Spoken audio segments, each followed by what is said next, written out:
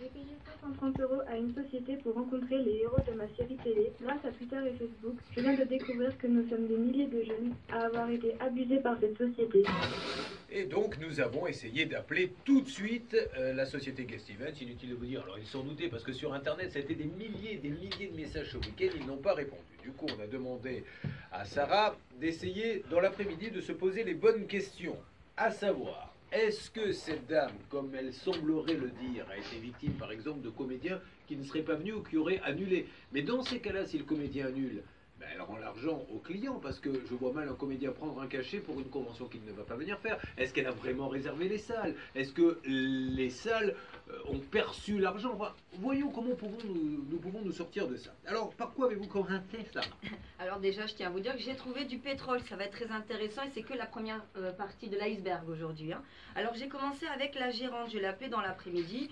Il faut savoir qu'elle attendait... On va juste noter cette expression qui est nouvelle et que je ne connaissais pas, c'est la première partie de l'iceberg. C'est un remix. Oui, c'est un remix de 8 expressions. Et elle trouve du pétrole dans les icebergs, qui est intéressant pour la recherche quand même. Hein. Non, pas l'iceberg à l'eau, qu'à la fin il n'arrive pas le premier, comme le disait...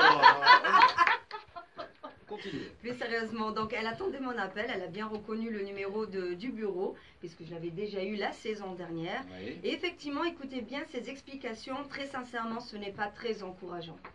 C'est un dépôt de bilan lié à des reports de convention, à des annulations vers un contrôle fiscal, un impôt que devaient les acteurs et qu'on ne savait pas. Le contrôle fiscal a commencé en janvier et ça s'est terminé en septembre. D'ailleurs, j'ai rendez-vous demain aux impôts avec mon avocat et tout. Cet argent n'est pas sur mon compte. D'ailleurs, je peux le prouver, je peux fournir à qui que ce soit qui le demande les preuves, mais ce n'est pas du tout ni un détournement de fonds, ni une arnaque. Soit, effectivement, j'arrive à revendre le concept. Je suis en contact avec quelqu'un. J'espère qu'effectivement, il pourra au moins rembourser les gens. Maintenant, si ce n'est pas le cas, je dépose. Et là, il sera nommé un liquidateur judiciaire. Moi, je me donne un date butoir le 15 novembre. Alors, j'essaie de comprendre ce que nous dit cette dame, et vous me dites, Maître Fellono, si vous avez compris la même chose, c'est que j'ai encaissé de l'argent parce que ça, c'est un fait, puisqu'il y a des milliers de gens qui se plaignent.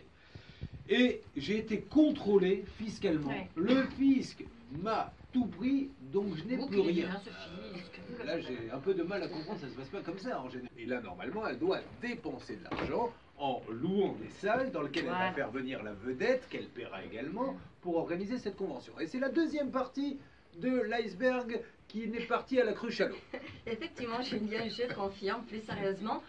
Vous voyez sur le net, et on va le mettre sur notre page Facebook, le témoignage d'énormément de comédiens, des frères de la série Les Frères Scott, de Supernatural, de Grey Anatomy. Oh, c'est Supernatural, hein, Supernatural, oui. C'est ce que regarde Bernard Sabat, lui, il va souvent à la flaque demander « N'auriez pas s'il vous plaît, Supernatural !» C'est Supernatural, c'est des séries connues. Exactement, et tous ces acteurs témoignent, c'est officiel, ils n'ont touché aucun cachet. Bon, première contradiction.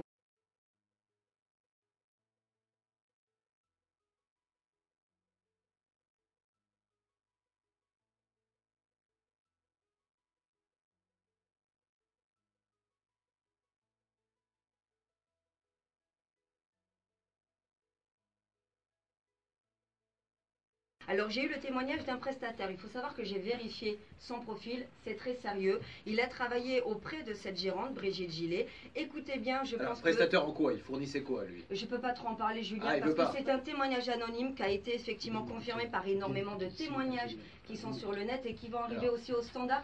Écoutez bien, c'est très grave. Surtout tendez bien l'oreille parce que le son n'est pas très bon, mais écoutez bien. Concernant un peu leur fonctionnement, sur la dernière convention, elles vont participer à une sorte de cash out. Donc elles demandaient simplement à dire que les distributeurs de cartes bleues qui servaient à régler les prestations sur place ne fonctionnent plus pour que en fait les gens soient obligés d'aller chercher un distributeur pour payer en espèces. Ce que je comprends que nous dit ce monsieur, c'est qu'elle aurait dit, et on met ça au conditionnel, ça c'est ce que dit ce monsieur, on aimerait bien, on va essayer de la rappeler, cette dame, pour qu'elle nous dise c'est vrai, c'est faux. Lui il dit, quand les gens arrivaient, il y avait consigne de dire la machine à carte bleue ne marche pas, allez donc retirer du liquide pour payer la convention. Alors pourquoi j'ai cherché à avoir cette confirmation sonore? Tout simplement parce que les fans de ces séries ont été extrêmement nombreux à témoigner de ce fait-là et je pense qu'il était très important d'avoir un prestataire, quelqu'un qui travaillait auprès de cette personne pour confirmer ou infirmer l'information.